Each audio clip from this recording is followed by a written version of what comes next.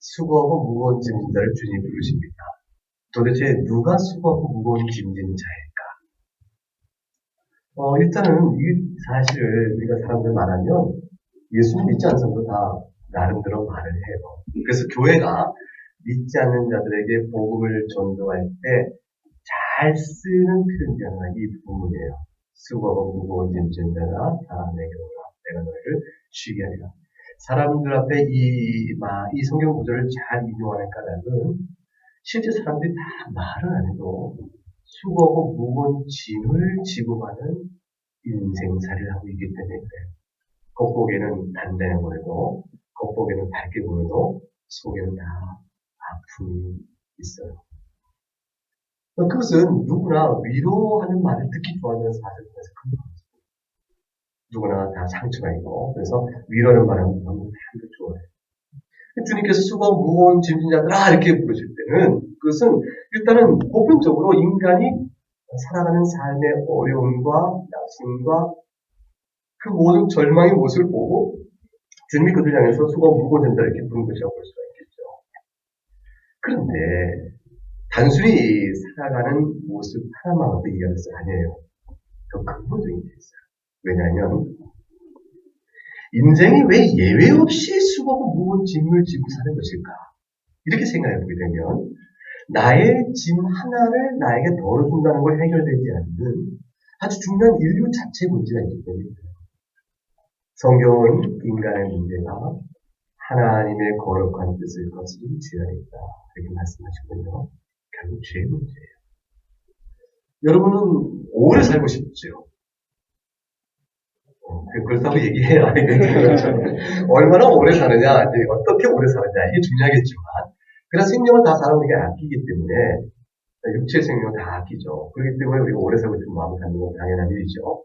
내일이라도, 세상 떠나기 원하십니까? 하고 환영할 사람 없는 거죠. 갑작스러운 질병이 나한테 확인되어져서, 의사의 판단에, 얼마 안 남았다, 준비하라. 그러면 우리에게 충격을 주는 것이죠. 자, 그런데, 그렇다고 해서 여러분이 이렇게 짐을 바꿔보는 거예요. 여러분이 어린 시절로 돌아가고 싶으세요? 유치원? 초등학교? 그게 도와줄까요? 얼른 보면은 다시 한번 사는 인생을 사니까 괜찮을 것 같다는 생각이 들어요. 근데 저는 동의하지 않아요. 여러분 왜 그래요? 저는 가만히 생각해보면 내가 어린 시절부터 지금까지 살아온 것도 아슬아슬해요. 사실. 어릴 때 초등학교 다녔을 때 그때 학교 생활, 선생님, 친구, 아버지, 엄마 그때 살아있던 삶의 나름의 피곤함과 어려움이 있었는데 해서 사는 거죠. 중고등학교 시절, 그 이후의 대학과 공부했던 시절, 지금까지 헌시를 생각해보면 인생이 지금 아슬아슬 살아갑니다. 참 감사합니다. 얼마나 큰 죄 가운데 빠질 뻔한 위태로움이 많았는고 얼마나 실제 사고의 위험 속에서 내가 얼마나 이 목숨을 지키지 않는고 그 가운데 갈등과 다툼과 아니 원망과 오해 속에서 아니 내 시기심 속에서 내 욕망 때문에 그냥 괴로웠던 시절 참 많았고 그 슬픔이 많았는데 그거 다 지나온 세월이에요. 지금 그 생각하니까 그걸 다시 돌아가 또 겪고 있는 생각하니까 사실 쉽지 않다 싶은 거죠. 정말 바라는 건 뭐냐면 저는 지금부터 주께서 나를 오라 하실 때까지 좀 자살했으면 좋겠어요. 이전의 삶을 다시 돌아가 어릴 때 또 인생 살고 싶다라는 그 바람보다는 지금부터 주께서 오라 하실 때까지 말씀과 찬송과 기도 가운데 주께서 베푸시는 안식을 누리면서 복된 신앙길을 걷는 나그네로 잘 살았으면 좋겠다. 이게 정말 간절한 소원이지. 인생 하루 이틀, 10년, 20년 더 살자고 10년, 20년 과거로 돌아가 그 시점을 살고 싶은 마음은 없어요. 왜냐하면 사실 지금에 갖고 있는 경험과 그 교훈들을 가지고 가는 게 아니에요. 우리가 살아온 과거 인생도 그때는 나름의 최선을 다하는 삶이죠. 그러나 우리가 아는 각각 자기 인생을 살아가는 겁니다. 인생살이는 한마디로 간단하지 않아요. 쉽지가 않습니다. 나의 의지대로 되어지지 아니하고 내 의지와 관계없이 당해야 되는 많은 어려움도 있고요. 힘도 있어요. 그 가운데서 견뎌내면서 살아야 하는 일들이 있죠. 그 모든 인생의 구조 자체가 왜 그런가라는 거죠. 왜 우리 인생 사는 틀 자체가 왜 그럴까? 왜 여기는 천국이 아닐까? 왜 아닐까? 심지어 교회조차도 완성된 천국의 모습이 아니고 연약한 상처들의 모습이 그냥 드러나니까 도대체 왜 그럴까? 그 모든 이유는 결국 이 세상에 아직 죄 안에 있기 때문이라는 사실이고 죄로 인한 모든 문제가 아직은 완전히 해결된 상태로 우리에게 주어지지 않았기 때문에 그렇죠. 신자라 할지라도 아직 육체의 연약한 성품의 흔적이 남아있는 것이죠. 그리스도의 은혜로 중생하여 새 사람이 되었지만 우리가 하나님의 자녀라는 새 인격을 갖고 있지만 그래도 불구하고 옛날에 죄된 종력을 사랑해온 그 흔적들은 여전히 있어서 마땅한 판단과 도리를 거스르는 일들이 우연히 있고 죄된 욕망을 옳은 취하고 끌려갈 때도 우연히 있게 됩니다. 결국 죄로 인한 시달림, 그로 인한 고달픈 인생, 그 문제를 어떻게 해결할 것이냐? 어떻게 해결할 것이냐? 이 문제는 처방을 똑바로 하지 못하더라도 모든 사람들이 공통적으로 느끼는 일정한 이해가 있습니다. 그래서 각 종교와 각 철학과 심지어는 도덕적 양심의 노력들이 이루어지는 것이에요. 왜냐하면 그것이 우리의 살 길이다 생각하는 마음 때문에 그렇죠. 이대로는 아닌 것 같다라는 생각 때문인 것이죠. 그래서 철학을 통해서 답을 내려오는 것이죠. 자꾸 생각을 해보는 것이에요. 아니면 또 다른 형태의 종교 형태를 가지고 현재 문제를 피해보려고 하는 것이죠. 아니 도덕 양심을 지켜가는 자기 의에 충실하고 자기를 어떻게 이해하고 도달거리고 자기를 긍정적으로 생각하는 노력을 하는 것이죠. 다양한 인생의 노력들은 전부 한 가지 불안 때문에 그런 것이에요. 영적 불안이죠. 심령 안에 자기 안에 심령 깊은 곳에 있는 죄의 긍정과 의식, 그로 인한 영혼의 불안감, 그 노래를 쉬게 하지 못하는. 그리고 실제 살아가는 육체 삶 속에서도 그 바탕에서 끌어오는 죄의 일들이 얼마나 많은 악들을 생산해가며 그 사회 악과 개인 악이 점철되어지면서 그 환경 안에 우리는 내가 깨끗하게 산다 할지라도 나의 노력을 넘어서서 내 삶 자체를 지배합니다. 휩싸는 힘을 하고 어려움을 겪습니다. 자기 자신의 탈로 인해서 어려움도 자초하지만 자기와 상관없는 다른 일의 부실로 인해서 우리가 어려움을 당하기도 합니다. 그것도 문제를 해결하기 위해서 많은 노력할 때 근데 문제는 이걸 해결하는 처방이 어떻게 되어야 마땅하냐는 것이죠. 그 처방 중에 하나가 종교적 노력이고 그 종교적 노력이 예수님 당시에 유대인들에게도 있었어요. 유대인들은 하나님의 말씀을 맡은 자, 모세의 율법을 통해서 우리가 소위 오늘날 구약이라는 것을 품고 있는 자들이기 때문에 구약의 말씀대로 의식제사도 지내고 그런 사람들이었기 때문에 그들에게 하나님이 이스라엘 백성을 불러 너희는 나의 거룩한 백성이라 말씀하며 그들에게 베푸기를 원하셨던 하나님 나라의 영광과 평강을 그들 주기 원하셨던 것이죠. 그거를 손에 쥐고 있는 자들이야, 약속을 받은 자들이야, 언약을 갖고 있는 자들이야 했는데 그들에게는 실제 하나님의 주고자 하는 평강을 누릴 방법이 없었어요.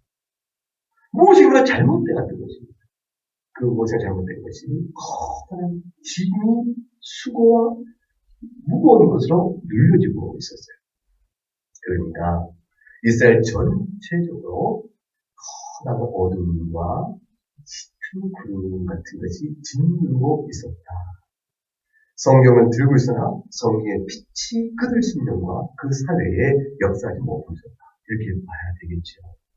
신음하고 있는 의인들이 있었던 것이라고 볼 수가 있습니다. 예컨대 수고하고 무거운 짐장을 누구를 주님께서 의식하고 말씀하셨을까? 보편적인 인류의 삶의 비참한 상태, 그것에 고통받는 모든 사람들이면서 동시에 그 가운데 하나님 앞에 나오잖아. 주 앞에 나오기에 너무 무거운 짐을 지고 있습니다. 그들을 주께서 불러내신 것이다. 이렇게 말씀할 수 있습니다. 마태복음 23장에 가게 되면 그들이 누군가를 이해하는 한 실마리를 볼 수가 있습니다. 마태복음 23장 열어보세요.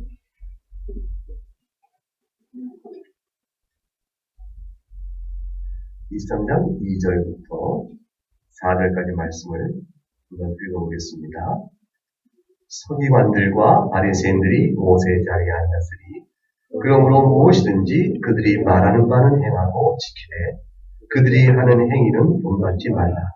그들은 말만 하고 행하지 아니하며 또 무거운 짐을 묻고 사람의 어깨에 지우되 자기는 이것을 한 손가락으로도 움직이려 하지 아니하며. 사도행전 15장 10절 말씀, 우리가 같이 성경을 교독하는 바로 그 말씀입니다. 사도행전 15장 10절 말씀.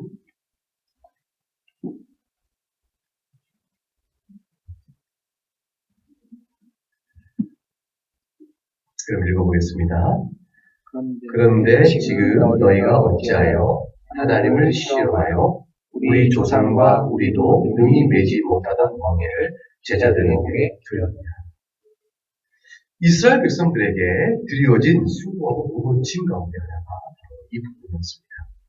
하나님이 그들의 비참한 인생을 불쌍히 여기시고 모세 언약을 통해서 용서받는 길이 무엇인가 드러내며 그들이 하나님의 백성으로 살아갈 거룩 안에서 누리질 평강을 약속해 줬지만 전혀 그걸 누리지 못했던 그들의 종교적 실상.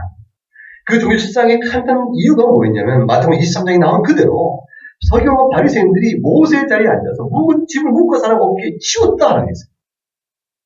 그들이 어떻게 하나님이 나와 하나님의 자녀가 됐고 하나님의 자녀가 되게 그들의 행을 봐와 그들이 따라야 될 의식과 계명의 윤례가 너무 많았던 것이죠. 하나님 앞에서 용서받는 자녀의 행복을 앗아가고 그들의 수고와 행위를 통해서 율법의 순종의 의를 통해서 하나님의 자녀됨의 자격과 누림을 얻는 것처럼 생각하도록 가르치고 이끌어온 것입니다. 사도행 15장에 이방인의 복음을 전하는데 그들이 어떻게 예수 믿는 사람으로 하나님의 백성 삼을 고 그럴 때 너희가 어찌하여 하나님을 시험하여 우리 조상과 우리도 능히 매지 못하던 멍에를 그들의 목에 주라. 하나님 앞에서 계명의 윤례를 그들에게 묶어두려고 합니다. 3세기에 납비 시물라이라는 사람이 있었는데 이 사람이 한 가지 제안을 했죠. 하나님의 백성을 살아가는 마땅한 삶의 계명, 그걸 지켜야 된다. 그래야 구원을 받을 것이라. 그 계명이 613가지였어요. 613가지 그 가운데 여러분 지키시 행해서는 안 될 게 365개였습니다. 그럼 해야 될 게는 몇 개일까요? 이 613에서 360을 빼보세요. 얼른 어렵죠? 248개를 기억하여 해내야 되겠다. 성공한 것이고 365개를 기억하여 이걸 하지 말아야지. 온 생활 의식 속에 그 개인 610개가 계속 돌아가면서 내가 해야 될까 말아야 될까 해야지 말아야지 사람의 의식을 지배하는 것이죠. 하루를 지내고 돌이켜 따져보니 610개 리스트를 보니까 OX에서 절망의 경험, 오늘도 지킨 것은 10개인가 절망의 점수를 받게 되죠.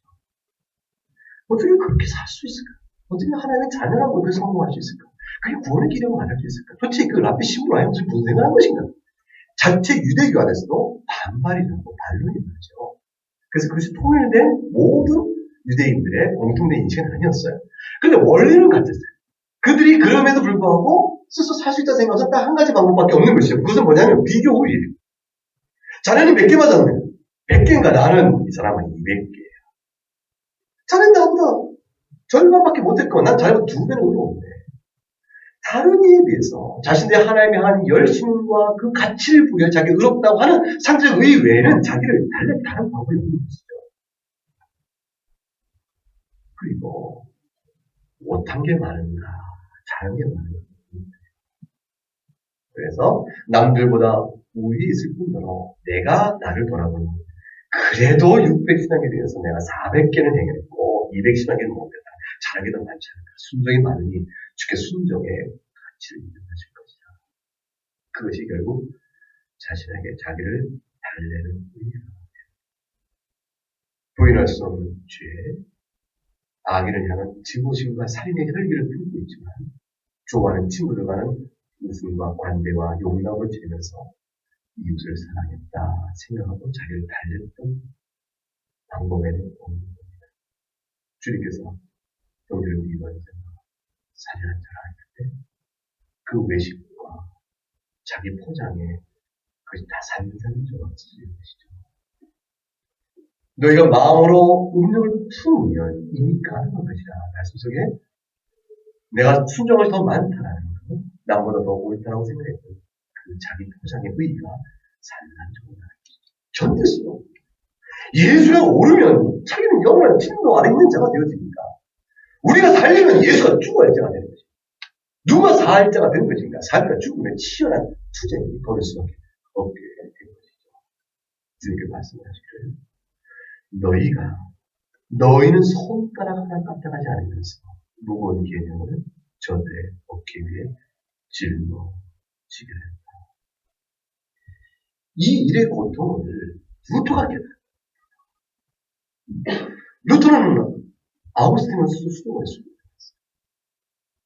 수도사가 지내야 될 계율을 배웠죠. 그동안 하루에도 몇 번 시간 맞춰서 기도를 했습니다. 기도를 외웠죠. 해야 될 일이 있습니다.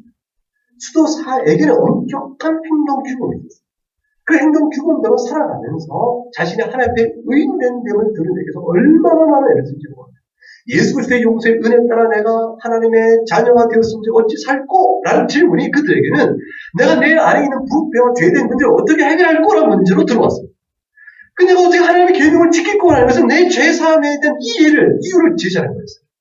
내가 오늘도 고해성사했고 고해성사는 순종을 내가 했으니 이 순종에 따라서 하나님은 나를 불쌍히 여겨주시고 루터가 수많은 성실한 경건의 의무를 다해 그 고행을 했는데 자기 마음에 가시지 않는 불안감과 절대로 차지 않는 위로 없기 때문에 견딜 수가 없었던 것입니다. 루터는 고행을 많이 했죠. 무릎으로 베드로 성당의 계단을 다 기어올렸습니다. 무릎이 찢기고 시간 그를 참았습니다. 이것이 주님을 향한 나의 죄에 대한 회개의 표라며 입을 도와본다리라.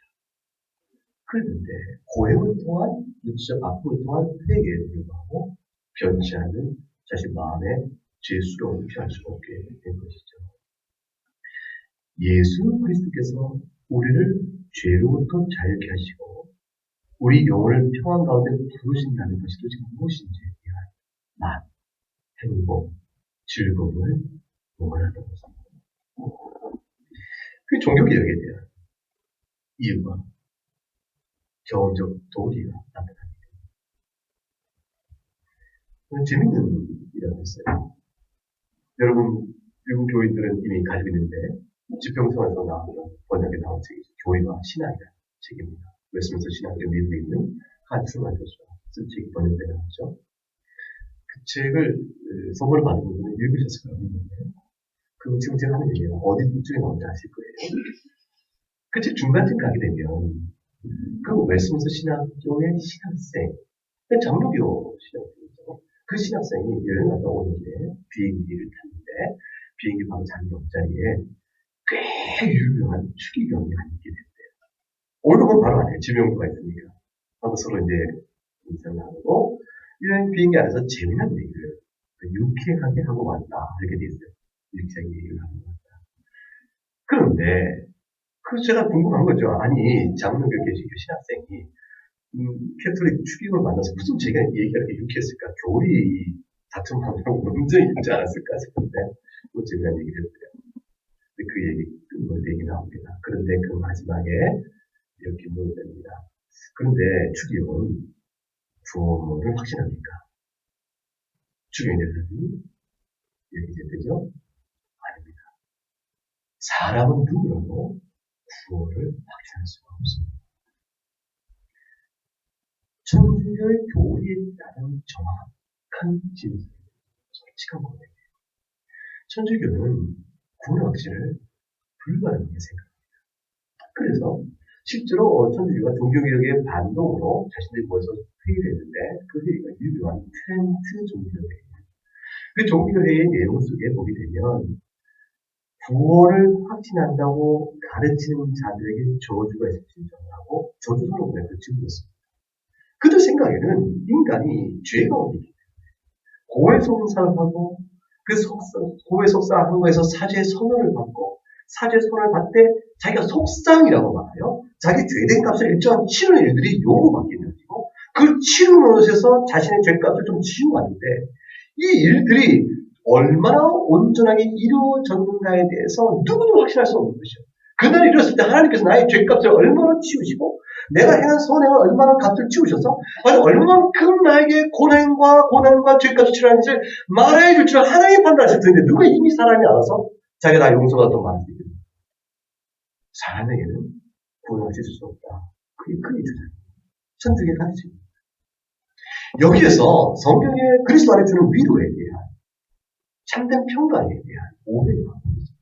종교개혁자들은 단연코 투쟁하는 것이죠. 아니다. 우리가 구원의 확신을 말한다는 것은 성경 자체가 말하고 있죠. 보라, 다윗이 자기가 죄를 범한 이후에도 용서받은 자의 그 기쁨 때문에 자신의 행복을 어떻게 노래했는가 봐. 아브라함이 믿음으로 얼마나 받았을 때 기쁨을 너 알겠는가? 아니, 바울이 나는 죄인 중에 괴수라고 말하면서도 천국 영생을 받은 것에 대해 행복을 어떻게 말했는가 생각해보라. 내가 기뻐한다는 말은 모든 바울의 고백 도대체 무엇을 하고 있습니까? 하나님께서는 우리가 온전치 않지만 예수 그리스도의 대리속죄의 은총을 깊이 깨닫게 믿음을 고백하는 자에게 약속대로 죄사함의 은혜를 베푸셨으니 믿는 자에게 극명한 기쁨이요 지극한 행복과 기쁨이 있는 것이다. 성경에 나온 모든 인물이 누린 것이요 우리에게 주어진 행복인데 어찌하여 그들은 그것이 없다고 말합니다. 그렇게 되어지니까 눌림이 되는 겁니다. 심령에 눌림이 있어서 자기 안에 죄를 부인할 수 없습니다. 그 무거운 짐 가운데 살게 되는 것이죠. 예수님 당시에 이스라엘 백성은 그랬어요. 주님이 그들을 수고하고 무거운 짐진 자들이라 성격을 일으키시고 말씀합니다. 내가 너희를 쉬게 할 것이다. 주님이 쉬게 한다는 말씀의 뜻이 뭐겠어요?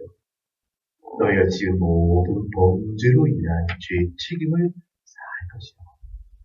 그 죄의 책임 때문에 받아야 할 형벌을 죄책이 사해졌으니 그 형벌 또한 면하게 될 것이요. 너희 영혼과 마음에 있는 더러운 생각들을 깨끗하게 만든 일을 내가 해줄 것이니 그리하여 주와 동행하는 일을 살아갈 수 있게 할 것이다. 주님이 베푸시는 이 은혜는 오하거나 어떤 수준을 정해놓고 이 이상 되지 않으면 용서받지 못한다라는 그런 기준 정도가 없습니다. 정말이에요. 예수님의 용서를 받는 데는요, 여러분이 얼마만큼 신자다움을 가져야 하는가라는 신자됨의 자격 조건이 없습니다.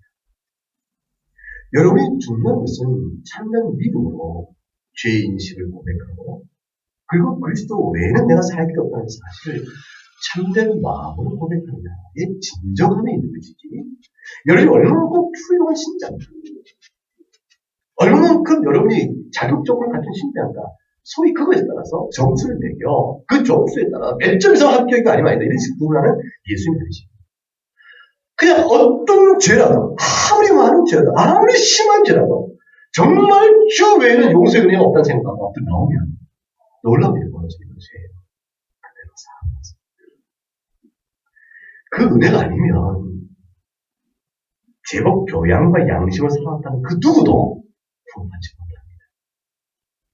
저런 흉악한 자가 용서를 받다니 있을 수 없다라고 용납하지 못하는 죄가 우리 가운데 있다면 자신이 생각한 자기 자금한 죄도 절대 용납하지 못합니다. 하늘에서 죄는 크고 작음에 관계없이 영원한 진노를 해먹일 죄이기 때문에 그렇습니다. 이사야 42장 3절에 보면 성경 이사야 42장 3절에 보면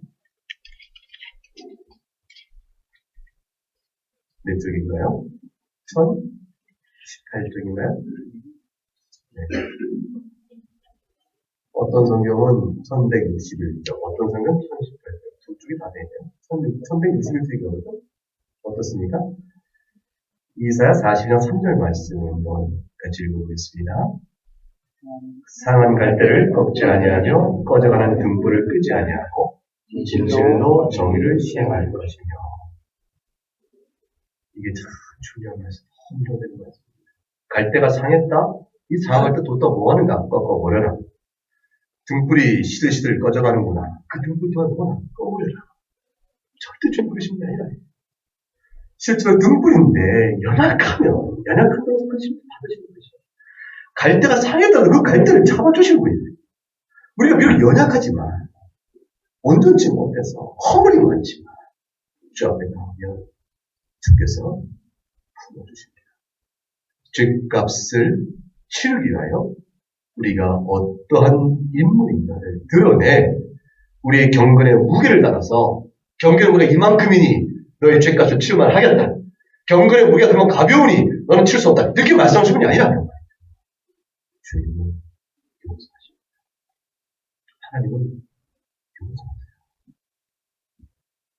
누구든지 자기 자신의 의와 자기의 고집과 자기의 지식을 피난처 삼지 않고 전적으로 하나님만을 의지하고 하나님을 긍휼을 바라며 예수 그리스도를 피난처 삼아 그 앞에 나오는 자는 용서를 받는 겁니다. 주님이 이토록 온유하고 겸손하시기 때문에 실제 그가 주신 멍에는 가볍습니다. 그가 준 멍에는 어떤 것을 말하냐면 그리스도를 믿고 그리스도의 교훈에 따라 살아가는 신앙의 규칙입니다. 그러니까 예수 믿는 사람으로 가져야 할 신앙적인 규칙이 있어요. 그 규칙이 있어야 믿는 자 아니겠어요? 그 신앙 규칙이 예수님께서 우리 어깨에 씌워지는 멍에입니다. 신자대의 됨됨이를 이용할 수 있도록 주께서 부여하신 신앙과 행위의 규칙이죠. 그 규칙의 모든 면에서 성경이 있는데 그 말씀대로 주 앞에 나가는 겁니다. 주께 나와 예배하고 주님의 교훈을 듣고 배워 그래서 주님을 가르침에 따라 사는 신앙의 경건성, 그것을 말해서 멍이라 말할 수 있습니다. 근데 이 경건이 무거우냐 가벼우냐, 이 경건이 무거우냐 가벼우냐. 여러분의 신앙생활 속에서 신자로 살아가는 삶에 여러분의 통제와 절제가 있을 거예요. 여러분이 신자이기 때문에 행하는 일들이 있을 겁니다. 여러분이 기도하지 않으시겠어요? 여러분이 성경을 읽으시지 않겠어요? 여러분이 주 앞에 예배로 나오시지 않겠어요? 여러분 신자이기 때문에 가리는 일들이 있지 않겠어요? 그 모든 경건의 유형이요, 규칙이 태도인데 그것도 여러분을 무겁게 물었느냐 아니면 그것이 가벼운가? 이것이 질문하거든요. 주님 말씀하시기를 내 멍에는 가볍다. 실제 우리가 경건 생활이 가벼운가 무거운가? 무겁다면 한 가지입니다. 싫어서 무거운 겁니다. 가볍다면 기뻐서 가볍습니다.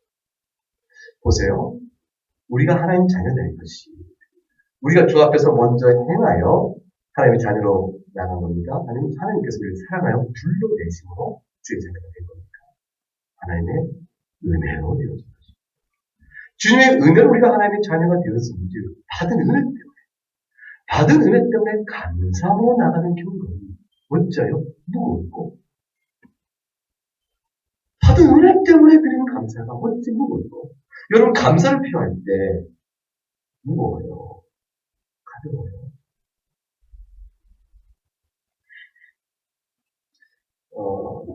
제가 학교에 있으니까 가끔 학생들이 연구실에 들어오기가 있습니다. 어쩐 일이야? 네, 감사해서 왔습니다. 지나고 어떤 걸 했는데 참 큰 도움이 되도록 감사했습니다. 그러면 이제 바깥에서 하나가 비출까요? 너무 고맙죠. 근데 그 학생이 무거운 마음으로 그 학생이 만일 바깥 사람 내밀고 교수님 그것 때문에 합격 한번 주세요. 이랬으면 무거웠을 거예요. 감사는 하나님께 드리는 모든 감사의 표현에 구체적인 뭡니까? 그 경건이에요. 그 경건이 그리스도의 멍이다. 그럴 때 이 멍에는 가벼운 거죠. 더 중요한 게 있는데 신앙생활이 행복합니까? 물어보십시오. 여러분 신앙생활이 평안합니까? 물어보십시오. 그러면 어때요? 나가 내 교회 나오면 이 시키는 것도 많은 것 같고 예배도 길고, 예배가 부담스럽고, 이렇게 되어지니까. 제가 알기로는 어떤 사람에게 예수 그리스도 안에서 여러분은 지금 평안합니까? 물 때, 그렇지 못해요라고 물어본다면 그 이유가 어디 있을까요? 그 이유는 다 한 가지입니다. 그리스도의 멍에를 즐겨내지 않아서. 그리스도 멍에를 내면 어떤 일이 벌어지냐면, 멍에가 감사하기 때문에 그렇고, 그 멍에를 내면 그리스도의 규칙에 따라서, 그 교훈의 규칙에 따라서 경건 생활을 하게 되면 놀라운 일이 벌어져요. 그것이 우리 안에서 평안과 안식과 쉼과 즐거움과 행복이 밀려오게 되어집니다.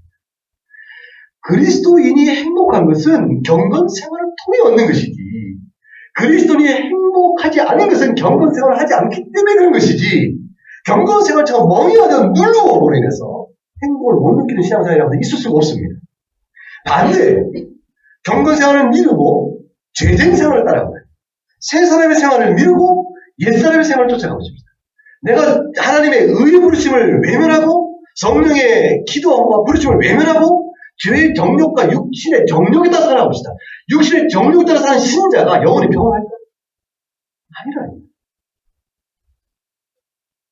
죄된 마음을 말씀으로 기도하여 성령 안에서 이겨나가거나 극복해 나가게 되면 우리의 밀려지는 행복과 즐거움을 말할 수 없이, 그것이 진정한 누리는 영적 평안이에요. 따라서 멍에는, 그 멍에 자체가 사실은 우리에게 어떻습니까? 안식을 주는 장치가 되어집니다. 따라서 멍에는, 예수 그리스도가 주어진 멍에는 비어있어요. 무게가 없어요.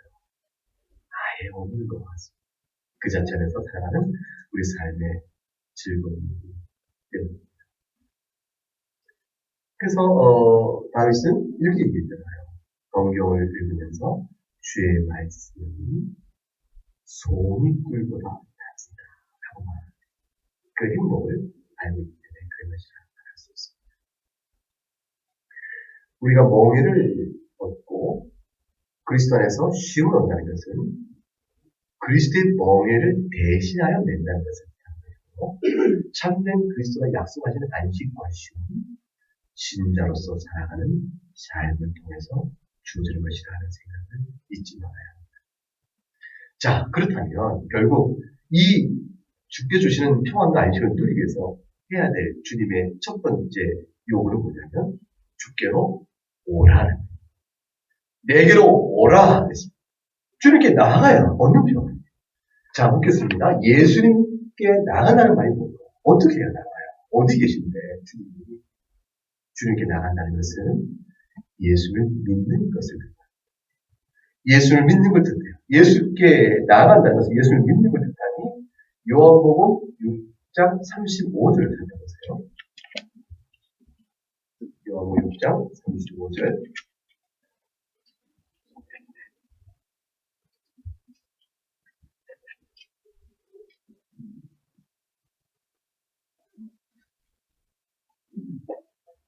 입장 35절 읽어볼까요? 예수께서 이르시되 나는 생명의 떡이니 내게 오는 자는 결코 줄이지 아니할 터요 나를 믿는 자는 영원히 목마르지 아니하리라. 주께서 내게 오는 자는, 그 밑에 뭐라고 말씀하셨죠? 또한 나를 믿는 자는 했습니다. 주님께 온다는 것은 주를 믿는 것을 뜻합니다. 주를 믿는다는 뜻은 다음 세가 될 것이라는 뜻이죠. 그때는 예수님이 누구신지 알아야 합니다. 예수님이 누구신지 아는 것은 예수님의 존재에 대한 이해인데, 그것은 첫째, 예수님이 성부, 성자, 성령, 삼위일체 하나님 가운데 성자 하나님이시다 라는 사실을 믿는 겁니다. 예수님의 참 하나님을 믿는 것이고, 또한 그 예수님이 예수라는, 나사렛 예수라는 인성을 갖고 사람을 왔다는 믿는 겁니다. 그래서 예수를 믿으려면, 예수님께 나오려면 첫째, 주는 하나님이시고 또한 사람이시오. 그리하여 우리의 중보 대신 그리스도이십니다 라고 고백해야 돼요. 그 예수님께 나오려면 또한 두 번째로 그리스도께서 하신 일이 뭔지를 고백해야 돼요. 그것은 뭐냐면 주님이 십자가에 죽으셨는데 그것은 당신의 죄 때문에 죽은 것이 아니라 바로 죽기로 나오는 나 같은 죄인을 용서하게 죽으신 것입니다. 예수의 죽음에 대한 대리 속죄에 대한 확실한 믿음을 가져야 돼요. 그리고 그가 부활하심으로 그를 믿는 자마다 똑같은 부활 영생으로 은혜를 베푸시고 믿고 나오는 사람, 그게 바로 예수께 나오는 거죠. 그래야 세 번째는 감사. 그것 때문에 예수님께 받은 용서를 감사하고 예수님의 제자로 살기를 내가 소망합니다. 이 마음을 가질 때 바로 예수께 나오는 자요 안식을 누린 자라 볼 수가 있어요. 첫째는 뭐라고 했습니까? 예수님이 참 하나님이요 참 사람을 믿는 것이요. 그의 존재를 믿는 것이요. 두 번째 그가 행하신 일인데 그의 십자가 사역과 부활이 나의 죄를 사하고 나의 부활 영생을 약속하는 일입니다. 믿고 나가면 주셔서 믿습니다. 이 믿음, 예수님이 행하신 일을 믿고 세 번째는 뭡니까? 그로 인하여 감사합니다. 그래서 주의 제자로 살기를 원합니다. 라는 마음을 가질 때 바로 주께로 나오라 하는 그 나온 부르심에 대한 순종이 되어집니다. 그렇게 되면 요한복음 6장 35절 내게 오는 자는 어떤 일이 벌어진다고 되어 있어요? 결코 줄이지 않을 것이라. 그리고 나를 믿는 자는 어떤 일이죠? 영원히 목마르지 않을 것이다. 목마르지 않고 줄이지 않은 은혜를 주신다. 왜요? 예수님이 생명의 떡이니까. 그리스도의 십자가 피가 우리의 음료가 된 것이요. 십자가에 찍히신 그 살이 우리의 떡이 되어졌습니다. 그러므로 그를 믿는 자마다 예수의 떡을 먹듯이 생명의 떡을 먹는 자가 됩니다. 이 약속은 영원토록 될 것이 말씀하셨습니다. 변개치 않는 하나님으로서의 약속입니다. 그러므로 선택이 의의 짐을 스스로 지고 갈 것이냐 아니면 그리스도를 바라보는 것이냐.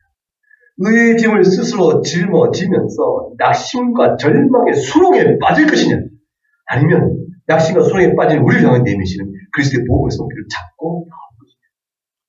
그것이 우리에게 요구하시는 은혜의 말씀입니다. 에레미야 6장 16절과 17절 말씀에 마지막 설교를 마무리하면서 찾아보겠습니다. 구약 성경 에레미야 16장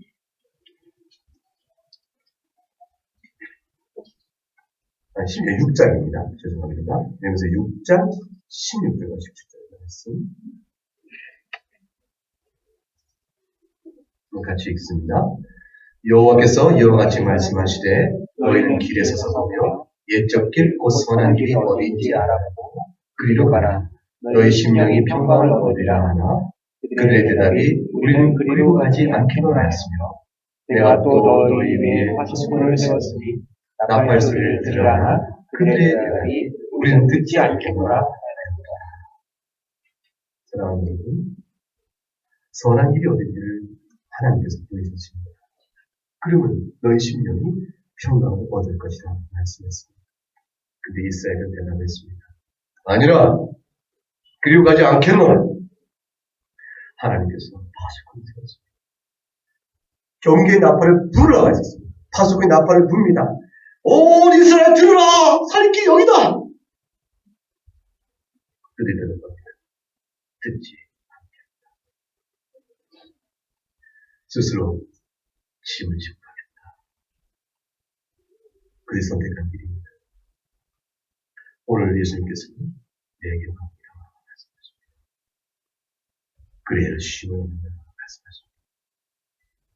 예수님 말씀하신 쉼이란 불확실성과 두려움과 불안과 낙심과 절망과 죄의 심판과 그 모든 속도의 안식을 뜻합니다. 마음과 영혼의 평안은 이 땅 사는 동안에 인생길의 위로와 기쁨을 뜻하는 것입니다. 예수님의 조례에 응하고 예수님의 멍에 경건의 멍에를 즐거이 매며 그걸 통해서 참된 약속하신 안식을 좋게 누리신 여러분들의 수 있기를 주의 이름으로 축복합니다. 우리 찬송 하겠습니다.